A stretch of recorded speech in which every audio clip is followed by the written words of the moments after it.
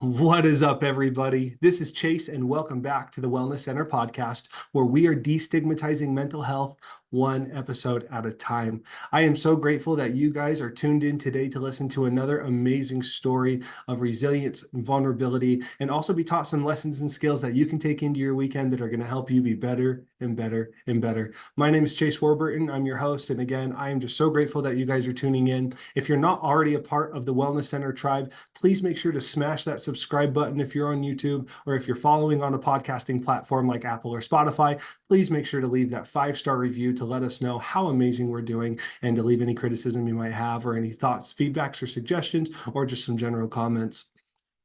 Everyone, I am so excited for my guest today. But before we get into the amazing story that my guest is going to share, we do have to mention our wonderful sponsor, the Wellness Center. So, guys, if you are in the Utah area and you are looking for full body rejuvenation, make sure to visit the Wellness Center, www.thewellnesscenter.life, where red light therapy rejuvenates every single cell in your body, one session at a time. Again, first session is totally free. You can book your appointment online, or you can call them at 801-800-2484. One more time, that's 801-800-2484. That is the Wellness Center of South Ogden and Huntsville. So, guys, without further ado, I want to bring in my amazing and phenomenal guest. So, guys, my guest is the founder of Creating Order from Chaos. He's an ADHD life coach and business consultant. He empowers individuals with ADHD to find their authentic selves. I already love this guy because I'm incredibly ADHD. He collaborates with companies on neurodivergent inclusivity, and he's the operations director at the nonprofit Men's ADHD Support Group. So, without further ado, we have Shane on the show today. Shane, how are you doing, brother? It's gonna be a fine day today, I can see. It's gonna be a fine day today, I can see. Gonna be a fine day today for you and me. I'm doing good, recovering from vacation, so everything is copacetic. Everything is good. That is awesome, man. That's good to hear. We were talking before, and it sounds like he had an absolutely awesome vacation there. And for those watching on YouTube, he's rocking like one of the coolest button-up tie-dye shirts that I have ever seen. Yeah, this is my brand. We talked about it earlier, and it's just it's a nod to my wife's love of tie-dyeing, and it's a nod to my just joy of being different and celebrating the differences in the way our brains work. And this just makes me happy. It's a safe space for me. Dude, So I love that, dude. So when I was a real estate agent, I was the crazy sock guy. So I would always have mismatched, crazy plaid, whatever types of socks. So that was kind of my claim to fame there. But that's super cool. So Shane, dude, if you could just give us some like cookie cutter answers as to who you are and what you're about, so me and the listeners can get to know you a little bit better, that'd be great. yeah, I am a ADHD coach. I am a nonprofit operations director. I am a father of four, a 21-year-old, 18-year-old, and two 5-year-olds, all of them neurodivergent in their own special way. And I just thrive in the chaos that is ADHD, and I just really love it. It's been one of my passions for years and years, and it's one of those things that I just really wanted to find a way to help people. And when I had to retire from the corporate world due to some mental health struggles, it just made sense that when I started recovering, I needed to tell people my story, and I needed to help them through the process that was so difficult for me. And if I can help them, like, get to a place where they start getting the support and help they needed, I felt like I was making more of a difference. And that has ballooned into being on the board of directors for the Men's ADHD Support Group, working with Michael Ruffin of Dueling Minds ADHD Support Group, and now I'm the marketing lead for the International ADHD Convention in Anaheim, California this year in November. Dude, that's awesome, man. It sounds like you've really like just your love and passion to live within your own chaos has really developed into a beautiful lifestyle, man. So I'm curious. So 18 and 21, and then two twins. Have you noticed like a significant difference in like raising two kids that were different ages and twins? Is there like different challenges that you weren't prepared for? Yeah, and they're all different in their own specific ways. My Yeah. oldest son is much more on the autism spectrum, but has really learned to accept who he is and develop himself into a really good young man with a really cool head on his shoulders. But he's so different from me in other ways, where I'm a computer nerd. I'm constantly gaming, and I'm a social media manager for different companies, and I'm a business manager, and he's a farmer. He loves being out in the fields and Okay. working and like his hands on in the dirt. And I'm like, the sun burns. And he's like, the sun is my love. And I'm like, okay, cool. My oldest daughter is actually they're both now actually going to the Navy, which is amazing. Hey, thank you And for their service. right, and they, I'm super stoked about that. And my oldest daughter, she wants to get into psychology, which I'm like, word, let's go there. Those are fun conversations to have. And then both of my 5-year-olds, they were born premature, 27 weeks, Oh, and there was a wow. big fear whenever they were born that we would have to deal with a number of different issues because 27 weeks they, is early. right, it's very early. And when the doctor comes in and talks about all those different things, my wife is a special needs teacher, and so she knows quality of life as children get older with specific issues. And that was a hard conversation, but we broke lucky. We're one of those people that our daughter has a mild CP diagnosis. Our son is obviously on the autism spectrum. My daughter is very much more on the ADHD spectrum, which is great. And we get to really have a lot of fun because everybody in the household really understands neurodiversity, and we celebrate those wins and recognize those different skill sets and recognize those different tendencies to just be different. And Yeah. it's just a really cool household to live in. Dude, embracing diversity, I think is so powerful, right? Like, I know that like when I first became a father, because my oldest is 5, he just turned 5 yesterday. And I Happy was like, birthday. hey, yeah, shout out to Mr. Leo, dude, if he ever listens to this kind of stuff, 15 years down the road. But um, it was so interesting having him and thinking like, oh, he's gonna be just like me and my wife. And he is nothing like us, which is so much fun. So, Shane, I'm sure getting to that point, like in your family, where you guys are celebrating diversity and all of these differences and all these things, it definitely comes with a story behind it. So, Shane, I want you to take me back to a young Shane. When were some of the first times that you noticed you were struggling with your mental health? As far back as I can remember. I grew up in the dirty South, Northeast Texas.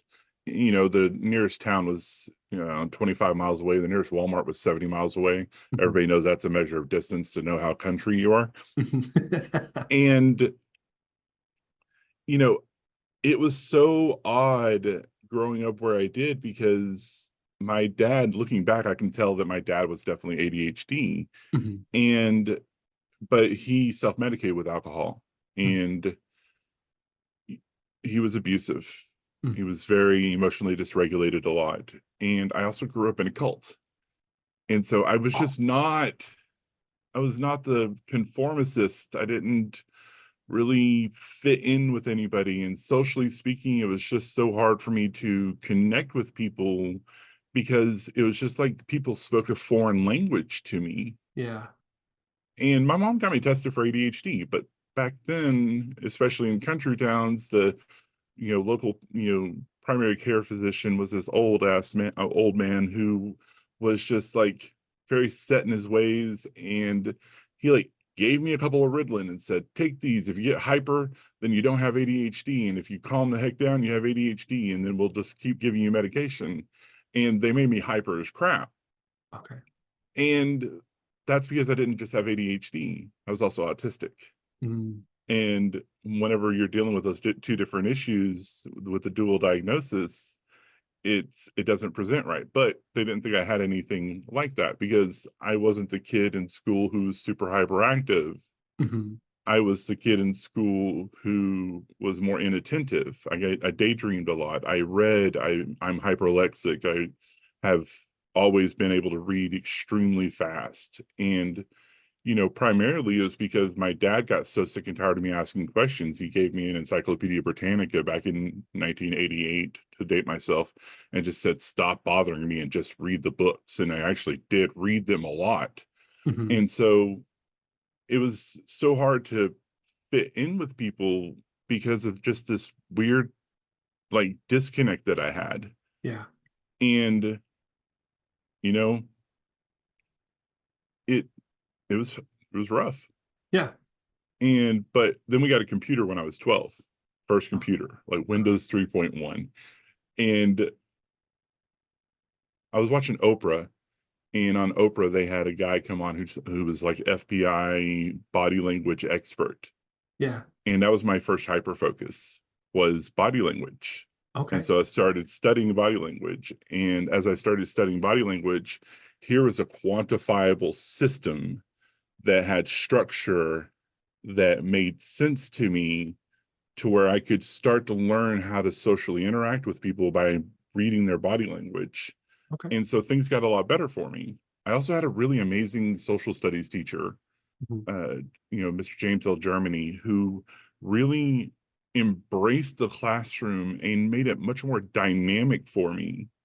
And it wasn't about reading a book and then taking tests. It was, we're going to do this game where we're going to grab a globe and I'm going to time how long it takes you to find these 100 countries. Right. And you got to, and it was a Mhm. competition, and there was a lot more kinesthetic learning in his class and debate and discussions. And I Mhm. thrived in that environment. And looking back, that was the perfect environment for me. There was a structure that I needed, but there was also the dynamic chaos that I needed, and also the different kinesthetic learning that I needed. And that was just like, that was the precursor for me understanding how I learned. Mhm. The rest of my classes that were rote reading and, read a book, take the test, read a book, test, take the test. Remember hyperlexia? Mhm. I read all my textbooks within the first 6 weeks, and then I slept through all my classes Mhm. because I was bored. That If makes you don't sense. if you don't deviate from the books and you have somebody with an eidetic memory. It's And boring. Yeah. even when we got into where they were like, okay, we're going to put Shane in advanced classes. Well, they put me in all the advanced classes. The problem with that is mathematics turned into having letters added into it. Yeah. And that's where my brain broke when it came to Gotcha. mathematics. And so it didn't matter that I was doing so good in all the other classes, because I was making B's and C's in those classes. Mhm. That invalidated all of the work that I did. And so I Mm. essentially just gave up. Gotcha. And I had a really bad um, drug habit that started when I was 16. Gotcha. And then ADHD hit once I left school.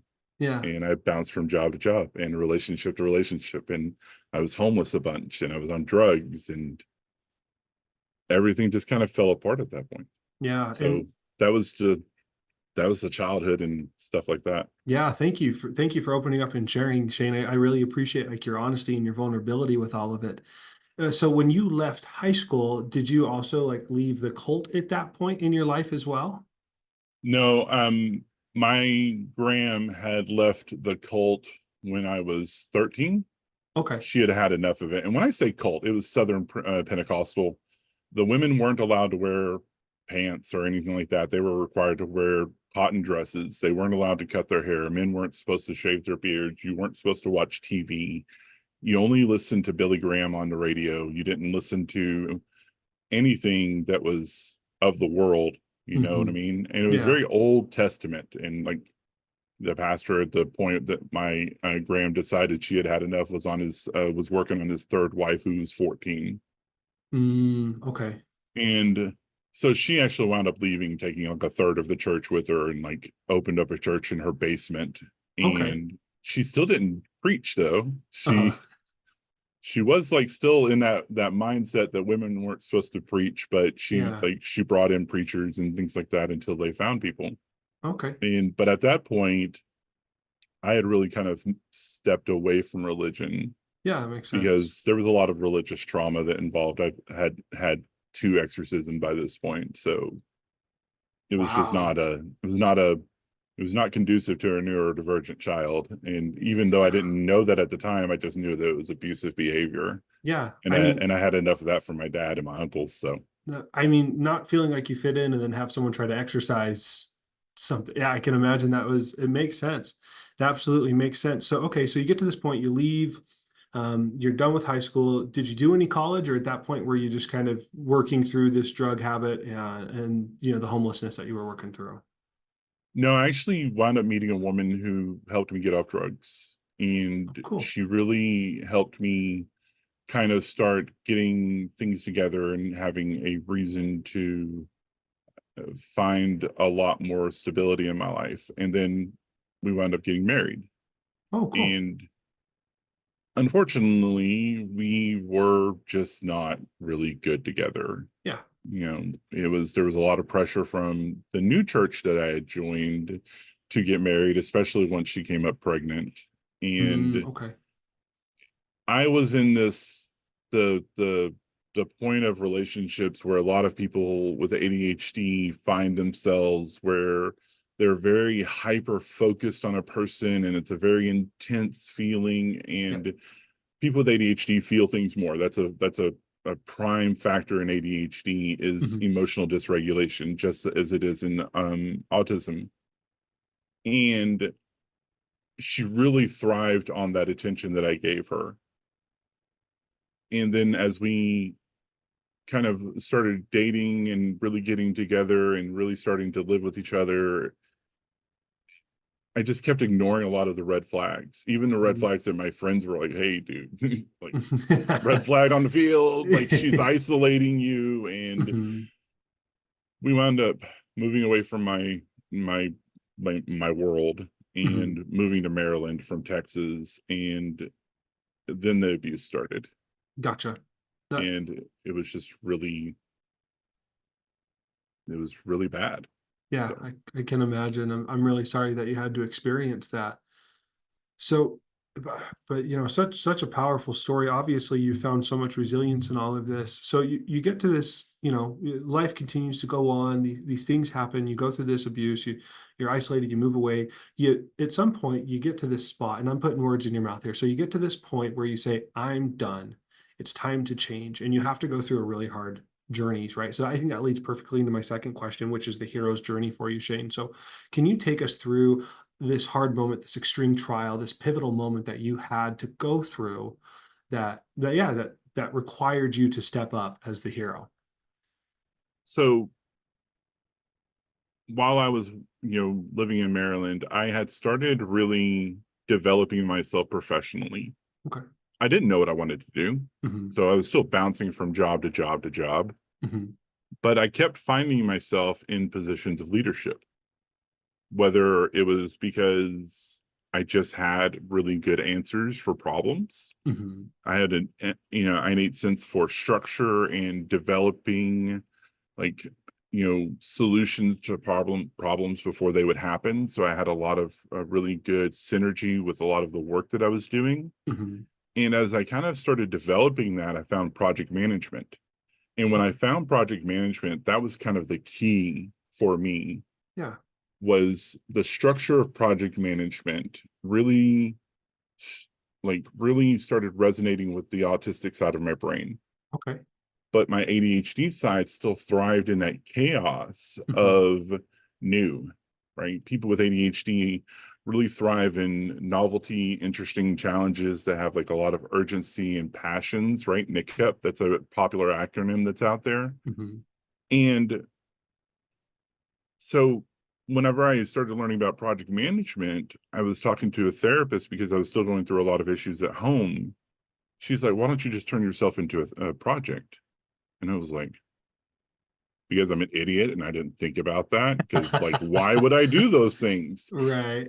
Part of ADHD and autism is a lack of self-awareness and introspection. That's a way that ADHD affects the brain as well as with autism. Hmm. And I just never really thought about that.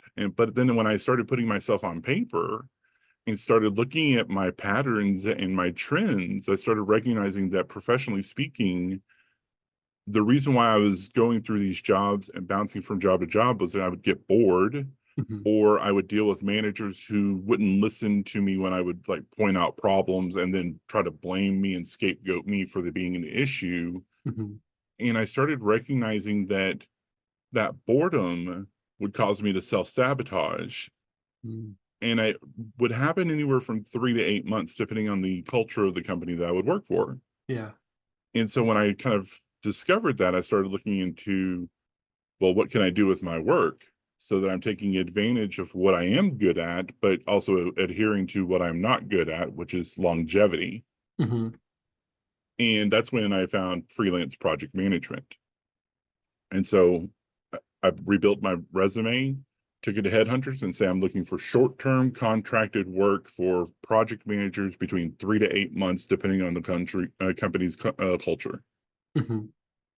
Very And specific, very niche. right, very specific, very niche, but very needed, right? And this is when like Six Sigma project management was becoming a very big keyword in the world. Hmm. And there was a lot of work in manufacturing, a lot of work in different companies who are trying to revamp their old processes and Hmm. kind of get more into the computer age and really start to develop that system using the internet. And Yeah. this is all stuff that I was really good at. And Yeah. so I filled this niche and I started working for many, many companies. And I would work 8 months out of the year because I was making enough money that I didn't need to work a full year at a time. And so I was able to take a month off at a time in between jobs to kind of just like let myself reset. Yeah. Okay. And that's how I really started turning my professional life around. Cool.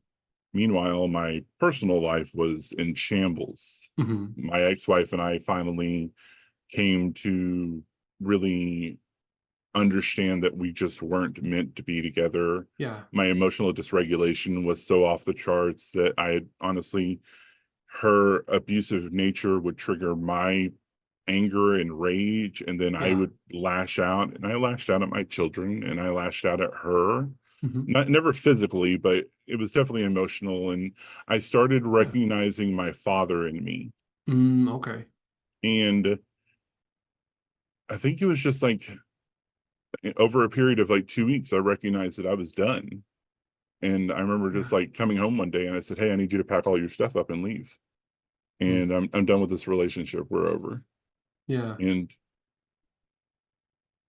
then we went through a really brutal divorce. Yeah. She's pointed out all the ways I was abusive. She wound up getting full custody of the kids. I wound up having to deal with like really problematic situations with being able to visit my kids because she moved back to Texas and I didn't have the resources to move back to Texas with them. Hmm. And so there was just a lot of really rough issues there. But then, Yeah. you know, over the course of 2 years, I started really focusing on understanding and coming to terms with the fact that I was different. I didn't know I had ADHD. I didn't know Yeah. about autism at the time. I just knew I was different. Okay. And I was going through dating and all of that stuff. And I was just like, who am I? I kept going through the dating profiles and they would ask me those questions and I would realize I didn't have those answers because every Yeah. time I made the answers, it was always answers that were general enough that whenever I saw somebody who I was interested in enough that I could sit here and curve my profile to match their interests. And Yeah. in this is a part of masking. Right. And a lot of neurodivergent people learn masking at an early age for, protection to fit in. We need Hmm. to appear normal. Yeah. And I remember waking up one morning and I remember looking at my OkCupid profile and I'm going, this isn't me. Hmm. This is, I don't even know who this is. But this isn't me. And I just remember like deleting everything and just posting a lot of like, just like me. Like it just like Yeah. poured me out into a page and it was like 15 pages long. And I said, okay, I hit character limit a long time ago. And so I remember having to distill all that back up into like a good brief summary about me. And I just started accepting me for who I was. Yeah. And then I found a woman who also accepted me for who I was. That's cool. And that was it. That was the turnaround point right there, was finally learning to accept who I was. And then, you know, my oldest son teacher calls me and she goes, "Hey, we believe your son has ADHD." And I'm Hmm. like, "What is ADHD?" And so I started studying it, and that was it. Like a switch clicked on. And I'd always been interested in science. I've always been huge into science, but the brain and understanding it And then I started seeing all those little similarities. Uh-huh. Oh, oh, oh, oh. And I remember going in, like running into the room, and it's a couple years after we had wound up moving in together. And I remember going to my wife, and I remember saying, I think I have ADHD. And she was like, oh, honey, you didn't know? And I'm like, no, I didn't know. Like, when did you know? She was, I knew when I met you. Your dating profile was ADHD as if. And I was like, why didn't you say something? And she was like, I thought you were just being a dude about it. That was Oh. it. And that was the key point in my life where everything shifted for me to where I was like, I've got to change this. Yeah. But then it was just a journey. Yeah. Getting diagnosed was hell on earth. I went through 4 different doctors before I finally found one who would actually just test me for ADHD. Took Hmm. me like 4 years to actually get diagnosed with ADHD. Hmm. And then, during this time I had a mental breakdown. Mm. And then I had a physical breakdown a couple of years later where my body shut down because I ignored my mental health. Yeah. And but that was the turning point. And then in 2019, after I started healing and getting better, I still wanted to be able to provide. Yeah. But at this point now I'm becoming a stay-at-home father. Yeah. We So I had still to at wanted that to, point. Yeah. right. But my body wouldn't let me do a lot of work. Right. And so I had to develop a business. And I was like, well, let's revive creating order from chaos from the project management days. Let's turn it into something where I'm helping people and doing things like that. And then I found life coaching. And then I found ADHD life coaching. And now I'm doing entrepreneur life coaching for ADHD and autistic clients, where I'm helping them now develop their own business and getting their own ADHD treated and working through and understanding how to accept themselves. And I'm trying to do a thing that I wish I had had when I was 25. Mhm. Heck, when I was a child, I wish I had had this. Yeah. And that's my hero's journey. That's how I'm trying to make a difference in the world, is giving these people the tools that they need to recognize and accept how their brain works, because we're not broken neurotypicals. Yeah. We are neurodivergent people who work and function differently. Yeah. And when we're given those tools and those resources and the knowledge, the psychoeducation, and how these issues affect our brains, we can thrive. But we have to start. And Yeah. I that's where I love come that. into play. I am the initiator. I am the initiator of change in everything I do. That's so cool, Shane. And yeah, one thing I just want to point out that I love about you as a person is that like I don't feel like you don't leave anything out, right? You put everything on the table, you wear everything on your sleeves. And that's great for me because it's like I have all these questions and I'm like, all right, I'm gonna ask him that. And then you answer it. And I'm like, all right, cool. Like he knows exactly what he's doing. So, but no, it's so cool, dude. So many beautiful nuggets of truth and gold there that I just really appreciate. So I think the one question that I have from your amazing story is that you get to that point where you realize, hey, I'm ADHD. Your wife says you were just being a dude about it. You said everything shifts, right? So like once that shift happened, what were some of the skills that you had to develop to embrace yourself authentically and to like, just to be who you are now? And how have they developed over time? So knowing that I had ADHD, or learning about it and really grasping the thing, there was a lot of grief at first. Hmm. There was a lot of rage too. There was a lot of anger at my parents, and anger at the school system, anger at my ex-wife, Yeah. and a lot of these people who just never really took the time to even bother trying to understand me. And Is that what the there was a anger lot, was about? Just right? It not was feeling understood? right. Like, Yeah. why didn't we, like, what if I had caught this earlier? Like, would I have had to go through all that hell? Yeah, that makes sense. And but then there was this, it was like going through the stages of grief. It's very similar to that. Hmm. And as I started kind of coming back around to acceptance, I wouldn't be who I was without that, you know. Yeah. And as much as I don't want to, like, excuse any behaviors that were had against me, I do want to acknowledge the abuse and the trauma that I went through. But at the same time, I still had to learn through accepting that and accepting the good that came from some of it, and using that to acknowledge my journey moving forward. Without that, I wouldn't be able to help people as effectively as I do. I'm really good at what I do because I have such a storied history Mhm. that allows me to understand and comprehend. And the way that my brain works, creating order from chaos is what I do. It's a natural culmination of all of the different skills that I have. Mhm. So when we talk about skills, ADHD gives me the ability to hyper focus and understand complex situations or environments or cultures very quickly. Yeah. There's a certain facet to the way that I learn, that when I'm able to do those things within that environment, I can learn and see those different issues and connect with people and really have a dynamic understanding of the overall process and business as a whole. Yeah. The autistic side of my brain thrives in the structure and recognizes the problems, which then my ADHD side starts really cycling through all of the different permutations of what problems could happen. Mhm. And as it does that, I start identifying them, and then my ADHD side starts structuring them into, all right, this problem happens, this is the solution. This problem happens, this is the solution. This problem happens, this is the solution. Mhm. And it's a unique quirk that I have, and that a lot of people do have, but they just don't know and understand how to deal with it. But it's a unique way that my brain works that makes me so good at what I do. Mhm.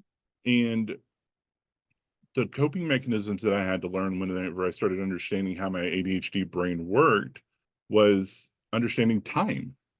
Mhm. You know, for me and for a lot of people with ADHD, time is not linear. For neurotypical people, it's linear: A, B, C, past, present, future. Mhm. But for neurodivergent people, especially people with ADHD, time is a wibbly wobbly, timey wimey mess, Mhm. right? Doctor Who reference. And you know, I really needed to understand that for me, not recognizing time meant that I needed to really take advantage of external tools. And Yeah. that's the key for people with ADHD, is external tools. We don't Mhm. have the internal time management for a lot of us. Now, Mhm. ADHD and autism are both spectrum issues where they have Yeah. a lot of different issues. So not everybody deals with the same problems and have the same strengths that I do. But Yeah. for me, measuring time meant external sources: Yeah. timers on my desk, calendar on my wall, calendar on my computer. I use Alexa religiously. She's my second wife. She's the one that tells me to do my chores so that my wife doesn't have to tell me to do my chores, because I can yell at Alexa and I can't yell at my wife and not wind up in a hole somewhere in the boonies. And it was really important for me to understand that external tools are the key, Mhm. because journaling, it's a bad word in ADHD world, but I'm going to tell y'all to get over it, because y'all need to understand why you need to journal. We often need to understand the why. Yeah, absolutely.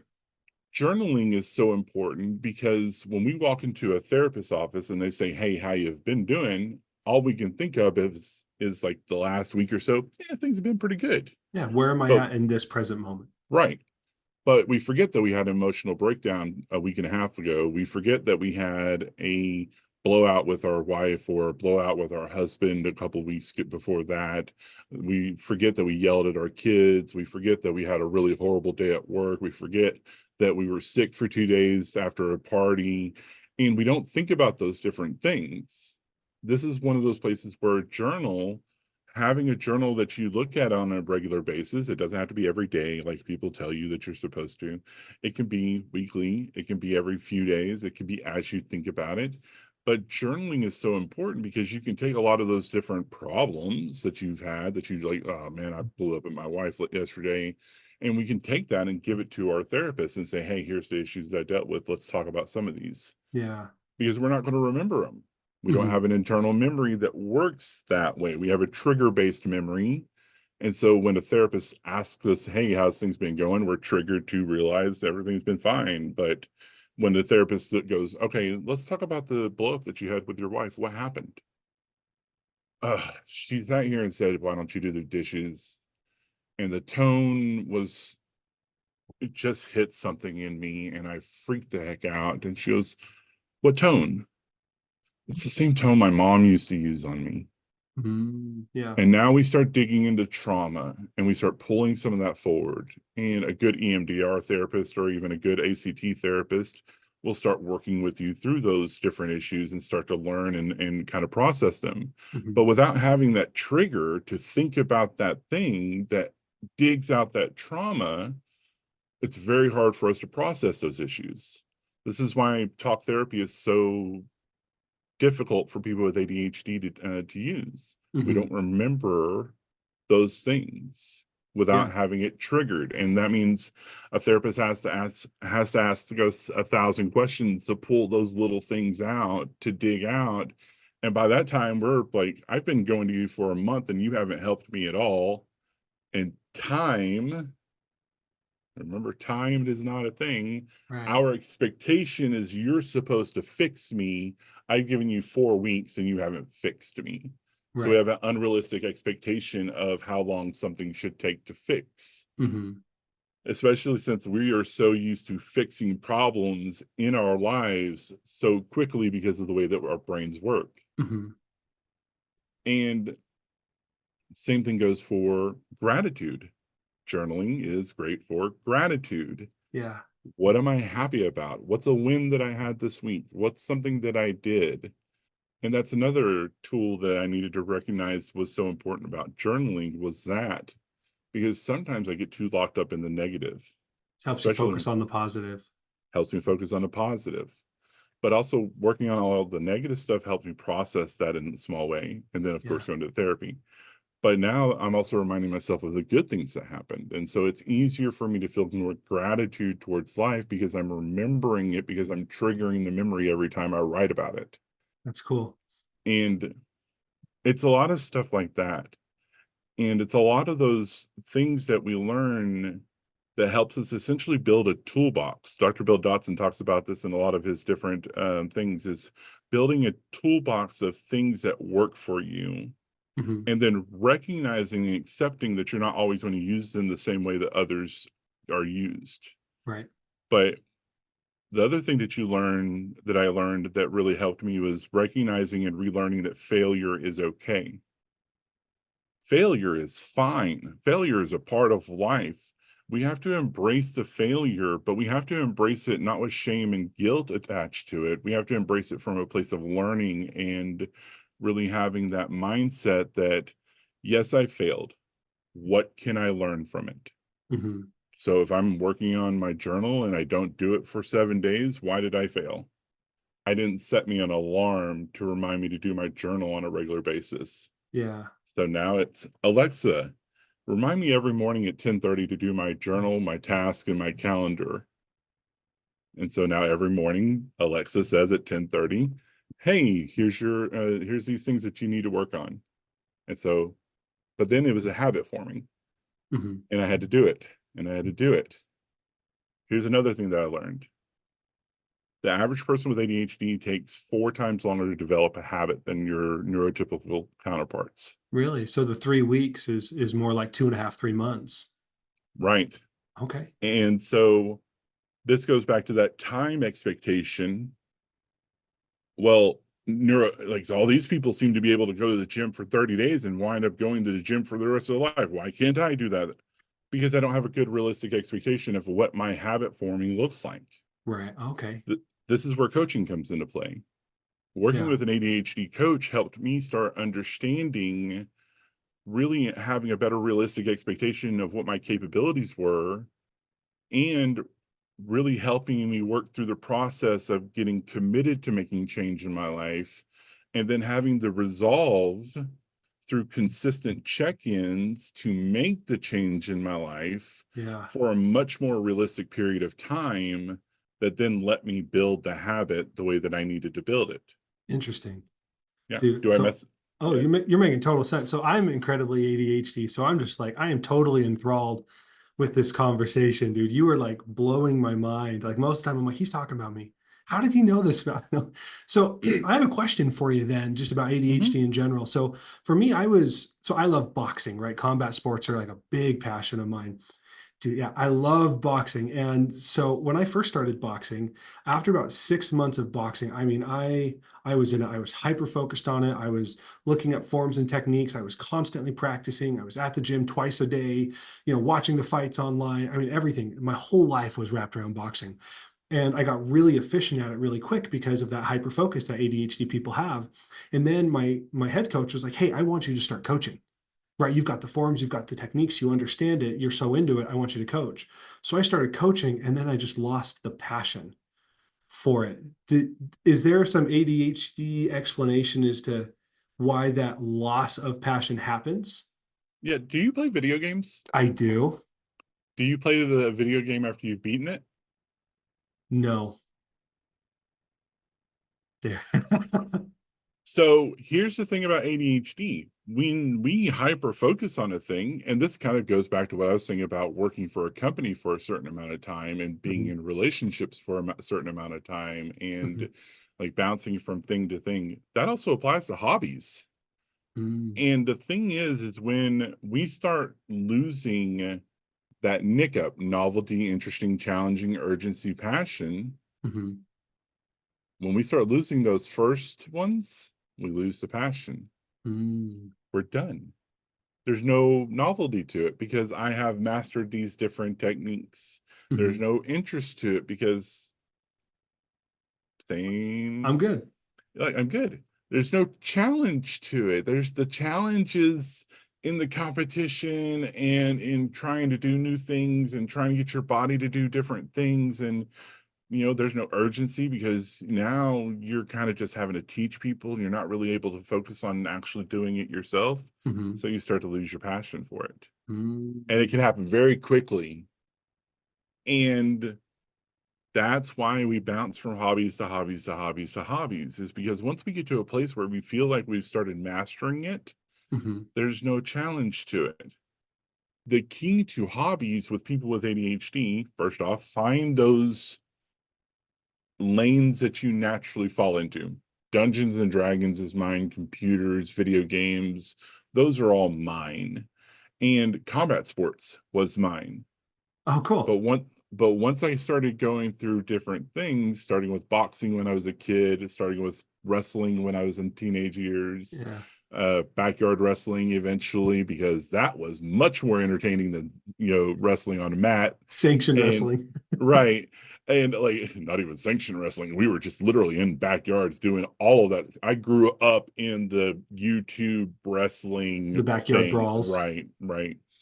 And but once I got to a certain place, I started noticing that I would shift. And so when I started getting into martial arts, I started really understanding that I would be in this martial arts until the person asked me to start training other people. Mhm, And then I would shift. Because at that point, whenever an instructor would sit here and say, I think you're really good at doing these martial arts, let's shift you into the teaching, I realized that I was at a place where I was going to start burning out on those. And that's okay. the key. When a hobby is something where we get to a point where we feel like we've mastered it and we keep trying to do it, we will start to, really find ourselves burning out from it. Mhm, And if we burn out from it, we're never going to pick it up again, like ever. But if we recognize at that point that we've hit a point of completion for ourselves, mhm, then we can sit here and we can shift to something different. We can find a different hobby, we can find a different style, we can find a different thing. So I went from boxing to wrestling to, backyard wrestling to Kaji which is a self-defense martial art, to mhm, Krav Maga, to Brazilian Jiu-Jitsu, to SCA, to HEMA, and I kept progressing through all these different things. Another one was football. I mhm, loved playing football. I don't care about watching it. hmm, And but I played football all the way through to semi-pro. mhm. And, then of course my body was just like, "Hey, we're done with that." Yeah, yeah. 5 concussions later. There we go. Right. I like so, uh, but that's the key with everything for us, is we have to understand that we are going to shift. And Yeah. for us, when we kind of recognize that, if it's in work, can we shift within the company? If Mhm. it's in relationships, will our partner grow and change with us? Mhm. If it's in our friendships, will our friends grow and change with us? If it's in our hobbies, can I find a different aspect of the thing? So I went from like just playing Dungeons and Dragons to DMing Dungeons and Dragons to being a paid DM for Dungeons and Dragons. Mhm. But I did it in such a way where whenever I started being bored with it, I would shift to a new thing. And then I Mhm. would shift, and then now I'm back to playing Dungeons and Dragons. And I've been Mhm. doing that for 8 years now. Actually, I've been doing it for a lot longer, but that was childhood all the way up to now. That's cool. So that's kind of like understanding that about yourself and finding when you start to hit that point of completion, when you beat the game, put it to the side. You're done with it. It's okay. That's cool. But if it's like Fallout 4, you can come back a couple of years later. There's new mods that you can install on it. There's new ways that you can do things. There's new DLC that you can play. You can kind of find yourself going through this new thing. Maybe I'm going to do a different gameplay where I'm evil, or I'm going to do the Brotherhood Yeah. of Steel, or I'm going to do this one. So whenever you find yourself in those different types of things like that, you'll find yourself being able to come back to it later and then not burn out on it. And even if some of the storyline is the same, but remember You're we making have different choices. right, we're making different choices, but also we have trigger-based memories. So if we don't make the same choices, then we get into different situations and we make new choices. And now there's a lot of dynamics to those. So a lot of times when I find people are talking about video games that they really enjoy, but then they get bored with them, that's why. You play Mm. games that don't have choices or they don't have any differences. So once you get done with it, you're done with it. That So makes a lot of sense. That makes so much sense. Thank you. Thank you for helping me like fill that spot in my brain. You're super cool. So I know we're running short on time. mhm, So let's go into these last two questions real quick. So, mhm. and you kind of alluded to it already, but looking back at all of the hardships, all of the struggles, everything you've had to go through, what do you appreciate about the journey that's brought you to this point in your life? I think it just gave me the life experience to be able to help people as I get older, Yeah. right? As we get older, we often kind of can get really wrapped up with, age and dying, and especially Mhm. if we have health issues and things of that Yeah. nature. And we start to really consider our legacy. What is our legacy? Yeah. And I think with all of the different things I've learned, with all the different businesses that I've worked for, with all the different people that I've helped, with the men's group that I work with and help, with the Dueling Minds organization, I am creating and working with some of the most brilliant people in the world. And there's such a joy in that. And this is kind of also goes to like those tools. Like every Monday, Tuesday, Wednesday are meetings with like um groups that I work with, where we're kind of helping with each other with accountability, and we're checking in with each other and seeing how we're working. And all of us are either solopreneurs or business owners, and we're kind of just like developing. And that's a lot of what my business is also about, is that development of business. And I'm working with experts in their field. And it gives me the ability to help other people who are on their journey to be able to make it without so much of the pain as what I had to go through and others have gone through. And I think that's one of the biggest ways where all of my trauma leads to now. All of my success leads to now. All of everything that I've experienced in my life leads to now me being able to help so many people. Mhm. Dude, that's so cool. And yeah, that the development of empathy is kind of the short, as how I would say that. But yeah, I think that's so important to develop that in your life. So thank you for, in your own way, sharing that, man. So my last question for you, for those people just getting into the realm of mental health, those just discovering they have ADHD and wanting to start working on this progress of growth, like what you've gone through, like what I've gone through, what advice do you have for those guys specifically? Really take the time to understand what you're going through, right? Work with professionals, psychiatrists, doctors who understand ADHD or autism or trauma, whatever it is that you deal with and live with. Work with professionals to get accurately diagnosed. There's a large amount of overlap with ADHD and autism. Sometimes up to 40% of people with ADHD have autism as well. Sometimes with autism, up to 60% can have ADHD. And so there is a lot of crossover there, but those are also similar symptoms that Yeah. is purely ADHD, just happens to be similar for people with autism. So working with professionals, you really start to develop an understanding of what you actually live with and deal with. And then you start to work on management and treatment for that. For ADHD, there's medications that really do help a lot of people. And it's really important to understand when it comes to ADHD, that emotional dysregulation is the key issue that we deal with. Mhm. It's not in a DSM-5 as a part of ADHD, but that's because the DSM-5 is old and we need to revamp it. And it's going to probably be in a DSM-6 when that releases. Mhm. It's already in European manuals. Okay. And it's really important to understand that, yes, you may be hyperactive or inattentive or daydreaming, but it is the emotional dysregulation component which is causing the shame, the rejection sensitivity, the imposter syndrome, and it's compounding on top of the trauma that you've developed over the course of your life living as a neurodivergent person in a neurotypical world that has a lot of problems with difference. And you're different, and that's okay. And work your way through the grief and find your way to that acceptance point and really start to just celebrate the good things about yourself while learning from the failures of your life, Mhm. and start celebrating failure as a point of learning, not shame and guilt. And that's one of those things that you really have to understand.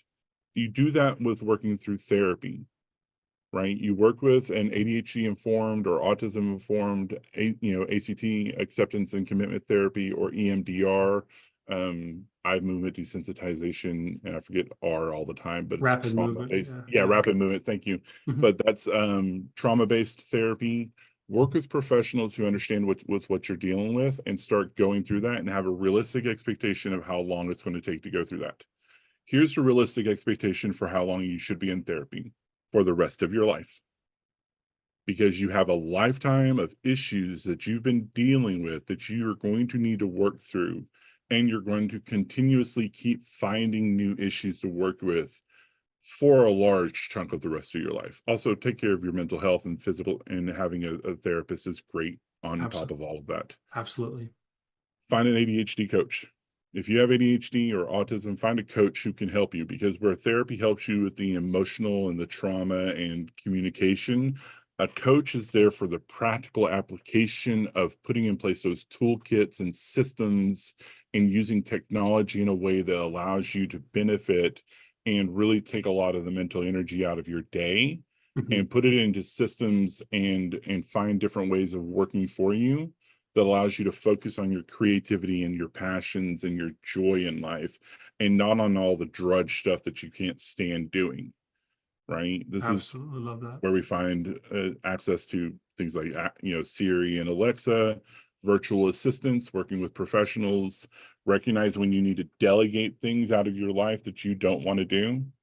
Like, I know so many creatives who love art and doing the creatives, but then they also have to deal with the administration of the business that they're in, and they absolutely loathe that. And that's where people like me come into play, Mhm. right? I help you with that. I either help you find a virtual assistant, I help you with your bookkeeping, I help you to develop your business.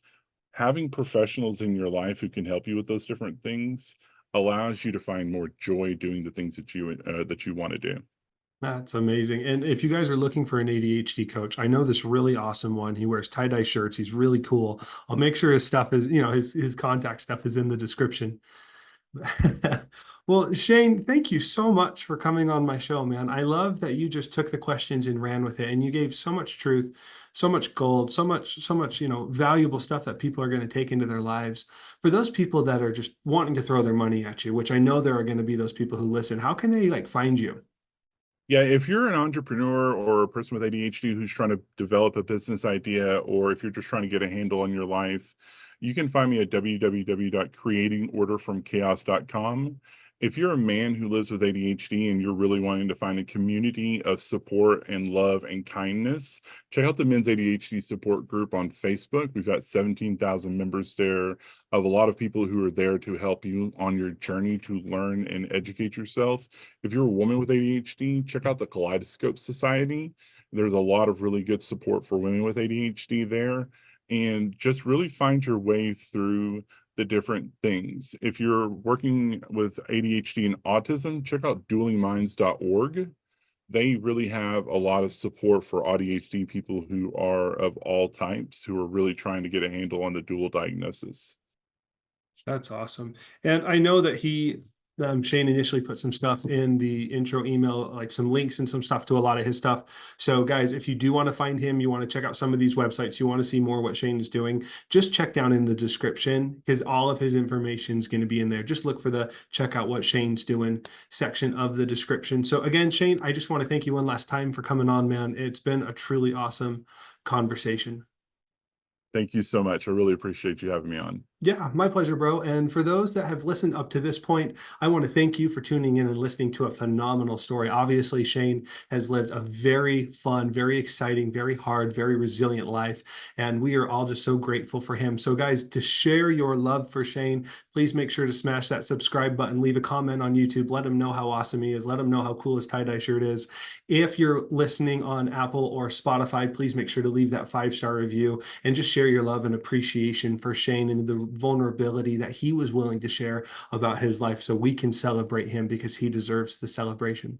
Everyone, thank you again for tuning in. I really appreciate it. One last time, I just want to thank our sponsor, the Wellness Center, full body red light therapy. Try your first session free at www.thewellnesscenter.life. And hey guys, just so you know, I'm always looking for new guests on the show. If you want to come on, just understand that no story is too big, no name is too small. If you do have a story, I want to share it all. Just reach out to me at chase@thewellnesscenter.life. One more time, my email is chase@thewellnesscenter.life. We would absolutely love to get you on. Everyone, again, thank you so much for tuning in. We appreciate it, and we'll see you guys on the flip side. Peace out.